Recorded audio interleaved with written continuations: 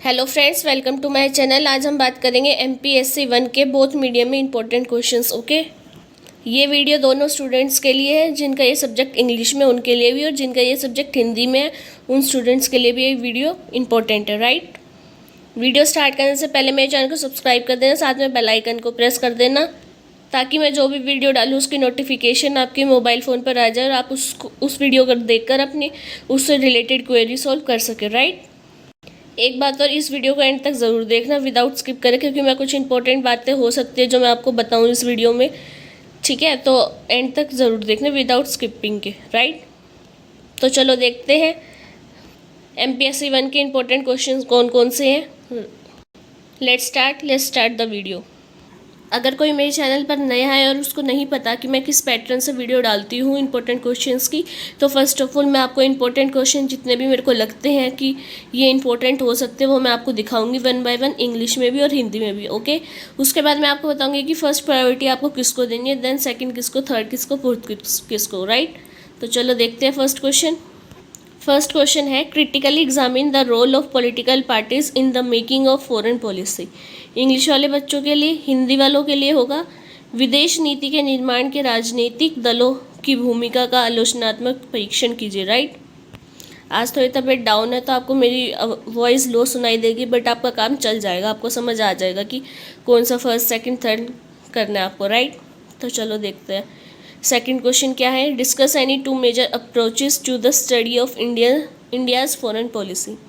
English Hindi वाले बच्चों के लिए होगा, भारत की विदेश नीति की स्थिरता के किन्हीं दो प्रमुख दृष्टिकोणों की चर्चा कीजिए। ओके, थर्ड आता है आपका, analyse the role of MNCs in contemporary international relation. Hindi वालों के लिए होगा, समकालीन अंतर्राष्ट्रीय संबंधों में बहुराष्ट्रीय कंपनियों की भूमिका का विश्लेषण करो। ओके, इसके आगे दिखाती हूँ। मैं आप लोगों के लिए वीडियो बनाने में इतनी हेल्प कर रही हूँ कि ताकि आपका एग्ज़ाम अच्छे से जाए। तो अगर आपको मेरी ये वीडियो हेल्पफुल लगे तो लाइक भी कर देना इस वीडियो को, और शेयर भी कर देना और चैनल को सब्सक्राइब भी कर देना। ओके, देन फोर्थ क्वेश्चन है, examine the Indian initiative to strengthen arm control and disarmament with the United Nation framework. Okay, Hindi वालों के लिए होगा, संयुक्त राष्ट्र ढांचे के साथ हथियारों और निशस्त्रीकरण को मजबूत करने के लिए भारतीय पहल की जांच करें। फिफ्थ के मैंने आपको सब पार्ट बताए हैं, ठीक है, जिस पर शॉर्ट नोट आ सकते हैं आपको लिखने के लिए। India Japan relation, Bharat Japan का संबंध बताना है। इंडिया ईयू रिलेशन, भारत यूरोपीय यूनियन संबंध। India relation with south east Asia, दक्षिण पूर्व एशिया के साथ भारत के संबंध। फिर आता है आपका इंडिया यूएस रिलेशन, भारत और अमेरिका के संबंध। फिर आता है आपका NAM, non alignment movement, English में और हिंदी में होगा गैर संरेखन आंदोलन। ओके, फिर आता है सार्क, फिर आता है बिम्स्टेक, फिर आता है India south Africa relation, Bharat south Africa का रिलेशन बताना है, संबंध बताना है। फिर आता है आपका टेररिज्म, आतंकवाद। फिर आता है आपका PKO, it means peace keeping organization. Okay, और हिंदी में हो गए शांति स्थापना संगठन। राइट, फिर है आपका UNHR, it means united nation human right, ठीक है, और हिंदी में होगा संयुक्त राष्ट्र मानवाधिकार। फिर आता है India China border problem, Bharat चीन बॉर्डर समस्या। फिर आता है इंडिया पाकिस्तान का रिलेशन बताना है, भारत पाकिस्तान के कैसे संबंध है। फिर आता है आपका east Asian community and India, पूर्वी एशियाई समुदाय और भारत का संबंध बताना है, ठीक है। फिर आता है आपका ह्यूमैनिटेरियन इंटरवेंशन, मानवीय हस्तक्षेप। फिर आता है India Africa relation, Bharat Africa संबंध। फिर आता है आपका India relation with west countries, पश्चिम एशिया के साथ भारत का संबंध।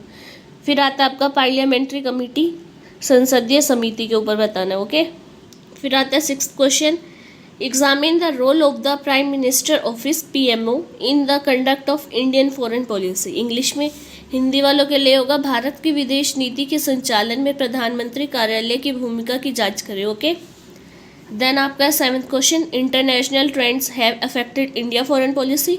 हिंदी वाले बच्चों के लिए हो गया, अंतर्राष्ट्रीय प्रवृत्तियों ने भारत की विदेश नीति को प्रभावित किया है, उसके बारे में आपको बताना। ओके, देन आपका 8th क्वेश्चन आता है, comment on the absence of any imperialist tradition in India's world view. Bharat विश्व दृष्टि में किसी साम्राज्यवादी परंपरा के अभाव पर टिप्पणी करो। ओके।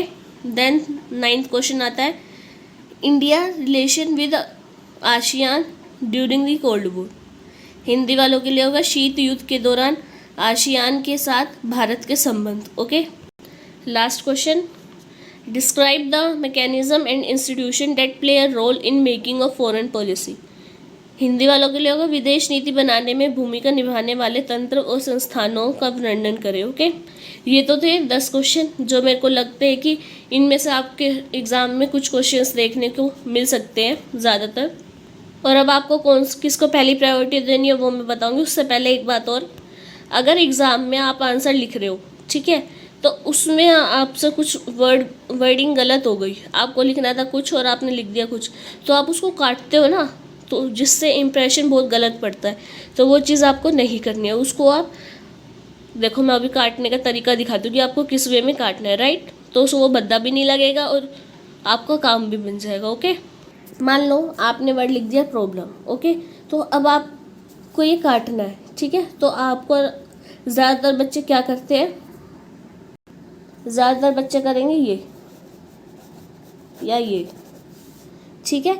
ये चीज़ आपको नहीं करनी। अगर आप ये करोगे ना तो एग्जामिनर की नज़र सीधा आपके उस आंसर पर ही जाएगी कि आपने इतनी बार कटिंग कर रखी है, तो कुछ ना कुछ तो गड़बड़ है। ओके। तो इसका सही तरीका क्या है काटने का, जिससे एग्जामिनर को भी भद्दा ना लगे, तो वो तरीका है ये, ठीक है। ऐसे आप काटोगे, राइट, ताकि ये देखने में भद्दा भी नहीं लगेगा और जो आप आगे लिखोगे तो उसको समझ भी आएगा। ओके। तो उस वजह से आपके पॉइंट नहीं कटेंगे एग्जाम में, राइट। तो एक तो ये थी इम्पोर्टेंट बात। और अब ये वीडियो जिसने भी स्किप कर कर देखी होगी तो वो ये पॉइंट छूट जाएगा उसका, और फिर एग्ज़ाम में अगर ये बच्चा, कोई भी बच्चा ऐसे गलती करेगा तो उसके नंबर कट जाएंगे। ओके। फिर आप लोग बाद में कहते हो कि मैं तो इतना अच्छा लिख के आया था, वो करके आया था, फिर भी मेरे को नंबर नहीं मिले, तो आपके इस वजह से भी नंबर कट जाते हैं। ओके। तो चलो अब देखते हैं कि इंपॉर्टेंट क्वेश्चन कौन कौन से। फर्स्ट प्रायोरिटी किसको देनी, then second, third, fourth, right. अब मैं आपको बताऊंगी कि इंपॉर्टेंट मतलब फर्स्ट प्रायोरिटी किसको देनी, देन सेकंड, ठीक है।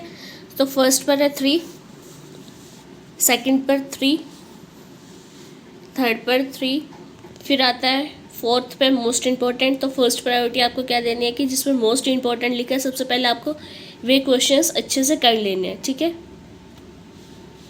फिर फिफ्थ के फर्स्ट पे 2, फिर 4, फिर 3, फिर 3, फिर आता है आपका 2, फिर 3, फिर 1, फिर मोस्ट इम्पॉर्टेंट, फिर सेकंड के 2, फिर 1, फिर 3, फिर 2, फिर 2, फिर 4, फिर 2, फिर 3, फिर 3, फिर 3, फिर आता है 6 पर 2, 7 पर 2, 8 पर मोस्ट इम्पॉर्टेंट, 9 पर भी मोस्ट इम्पॉर्टेंट एंड 10 पर भी मोस्ट इम्पॉर्टेंट। ओके। तो अब आपको पता लग गया होगा कि आपको पहले कौन सा क्वेश्चन करना है, फिर कौन सा, राइट। मान लो अगर आपको क्वेश्चन आते हैं 5 नंबर का, 10 नंबर का, 15 नंबर का, ठीक है। तो 5 नंबर वाले क्वेश्चन में आपको कितने पॉइंट लिखने हैं, कितने नहीं लिखने, इसमें भी बच्चों की वो रहती है डिफ़िकल्टी।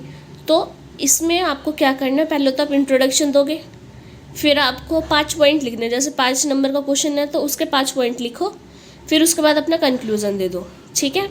अब जैसे 10 नंबर का क्वेश्चन होगा आपका, तो उसमें आपको इंट्रोडक्शन है और कंक्लूज़न तो मस्ट है, आपको देना ही देना है, करना ही करना है। देन जितने नंबर का क्वेश्चन होता है उतने ही पॉइंट्स लिख दो, 10 पॉइंट बना के लिखिए, ठीक है। अगर 15 का है तो 15 लिख दो। ओके। और हाँ, कभी बच्चे ये भी करते हैं कि 15 पॉइंट लिखने होते हैं आप लोगों को, तो कई बच्चे ऐसे होते हैं कि 1-2 पॉइंट तो इतने बड़े बड़े लिख कर आएंगे कि वो एग्जामिनर ही थक जाएगा कि उसने भाई साहब क्या कहानी लिख दी, क्या स्टोरी लिख दी इस क्वेश्चन में, हमने जो पूछा था वो तो इसने बताया नहीं है, ठीक है ना। तो ये चीज़ें आपको नहीं करनी एग्ज़ाम में। अगर 5 नंबर का क्वेश्चन है तो थोड़े बड़े मतलब 4-5 लाइन का पॉइंट चल जाएगा, 15 नंबर का क्वेश्चन है और आप उसमें पॉइंट्स लिख रहे हो, 15 पॉइंट्स लिखने हैं, तो 2 या 3 लाइन में भी कंप्लीट करके आ सकते हो। ठीक है, तो चलो, अगर आपको मेरी इस वीडियो से हेल्प हुई हो तो इस वीडियो को अपने फ्रेंड के साथ ज़रूर शेयर करना, ताकि उसकी भी ये प्रॉब्लम सॉल्व हो सके। और अगर जिसने भी ये वीडियो स्किप कर कर देखी होगी, जो मैंने इंपॉर्टेंट बातें बताई हैं वो उनकी स्किप हो जाएंगी और फिर वो एग्ज़ाम में वही गलती करेंगे और फिर बाद में मुझसे कहेंगे कि मेरे नंबर कम आए हैं, तो क्यों आए हैं। ओके, और आपको मेरी इस वीडियो से हेल्प हुई हो तो इस वीडियो को प्लीज़ लाइक करो, सब्सक्राइब करो, शेयर करो और कमेंट भी करो कि आपको वीडियो कैसी लगी। ओके, तो चलो आज की इस वीडियो में इतना ही। Thank you for watching my video.